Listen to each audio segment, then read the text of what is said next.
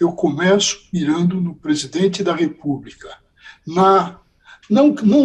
Eu não uso essa expressão no silêncio, eu uso outra, na omissão. Ele é chefe de governo. E o que ele está fazendo? Ele está se omitindo. Nós estamos assistindo o quê? Organizações criminosas promovendo atentados contra o Estado Democrático de Direito. Esse é um ponto.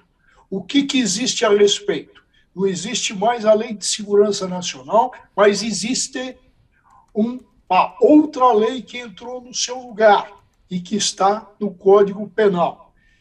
E o que diz essa lei? Ela é a Lei de Defesa do Estado Democrático de Direito. Quem olhar essa lei vai verificar que o que esse pessoal, o que esses criminosos, atenção, criminosos estão fazendo, está tipificado nessa lei que estabelece como tipo penal atos, condutas que tendem à abolição violenta do Estado Democrático de Direito. Essa manifestação é violenta. Portanto, o presidente da República, chefe de governo, tem à sua frente e à frente dos seus assessores uma lei que está sendo descumprida. E qual a consequência para quem descumpre essas leis? Para os manifestantes, prisão em flagrante delito, apreensão dos instrumentos do crime. Quais os instrumentos? Os caminhões. E essa lei estabelece prisão de 4 a 8 anos. E como nós estamos em sede de crime continuado, de efeitos continuados, criminosos continuados, nós temos sempre o agravamento das penas. Agora, pergunta-se, poderia o presidente da República, que deveria agir, tem o poder-dever de atuar, ele se omite, ele também está, de qualquer forma, colaborando com o crime. Está na lei. Quem, de qualquer forma, concorre para o crime, incide nas penas a ele combinadas. Ele está se omitindo.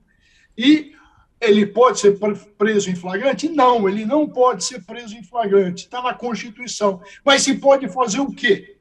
Simplesmente nós estamos diante, eu estou aqui com a Constituição, com todos os livros abertos, não estou falando do nada, está na Constituição, no artigo 85, os crimes de responsabilidade do presidente da República. Crime de responsabilidade, primeiro, é atentar contra a Constituição Federal. E o que ele está fazendo? Por omissão, ele está atentando contra a Constituição. Porque esse movimento tem por objeto acabar com a democracia, evitar a posse do presidente legitimamente eleito. Então, o presidente da República está cometendo crime de responsabilidade. Como ele não pode ser preso provisoriamente, cabe sim. E juristas já estão se articulando. Ontem à noite ficamos trocando mensagens, vendo caminhos legais. Para quê? Para acionar o Supremo por uma ação cautelar, atenção, uma ação acautelatória que objetive o quê? A suspensão do presidente da República das suas funções por omissão. Este é o caminho legal constitucional.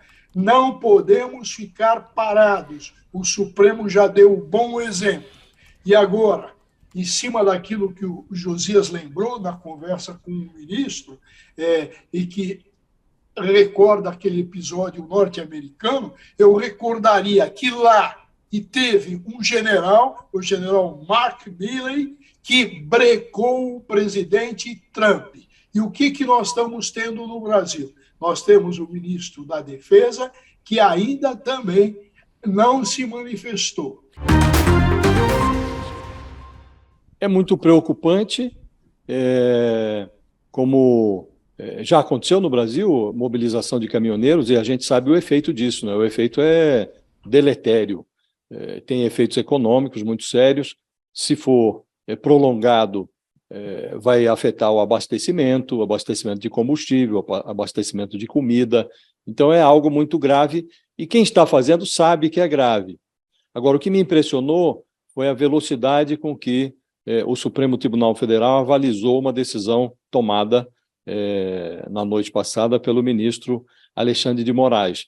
Então, eu troquei umas mensagens com um dos ministros do Supremo e ele me informou, nessa troca de mensagens, que se formou no Supremo uma espécie de frente de resistência democrática. Tem um grupo majoritário ali de ministros que firmou um acordo tácito para reagir com muita rapidez a qualquer movimento que ameace a transição de governo e o próprio processo democrático. No caso da obstrução das rodovias por caminhoneiros bolsonaristas, uma reação clara à vitória do Lula, portanto, um movimento golpista, antidemocrático, esse entendimento entre os ministros resultou no referendo relâmpago à ordem do ministro Alexandre de Moraes, que também preside o Tribunal Superior Eleitoral, para que a Polícia Rodoviária Federal cumpra o dever legal de liberar o tráfego. Estava a polícia fazendo um corpo mole, dizendo que o tráfego dependeria, a liberação do tráfego dependeria de uma ordem judicial. Não tem nada disso. Isso é uma obrigação da Polícia Rodoviária Federal. Aliás, é obrigação também das polícias militares nos estados.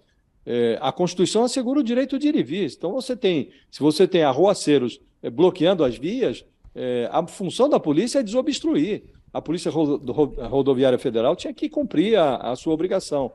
E esse ministro com quem eu conversei ali, por troca de mensagem, ele evocou aquele episódio da invasão do Congresso dos Estados Unidos por apoiadores do Donald Trump, em 6 de janeiro do ano passado.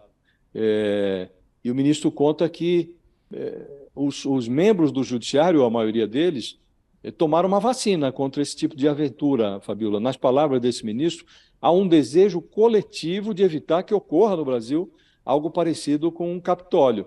Então, disseminou-se entre os ministros a convicção de que a Polícia Federal está fazendo corpo mole porque recebeu ordens superiores para isso. Então, o Supremo foi acionado pela Confederação Nacional dos Transportes e também pelo vice-procurador-geral eleitoral, Paulo Gonet, e o Alexandre de Moraes determinou a adoção de providências imediatas para liberar as vias. Antes de tomar essa decisão, ele negociou com a presidente do Supremo, a Rosa Weber, o envio do seu despacho para o plenário. E a ministra Rosa Weber convocou uma reunião virtual de emergência.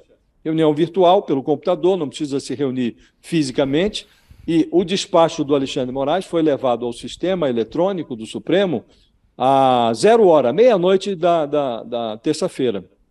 Em menos de 15 minutos, se formou a maioria a favor da providência, ou das providências ordenadas pelo ministro Alexandre de Moraes.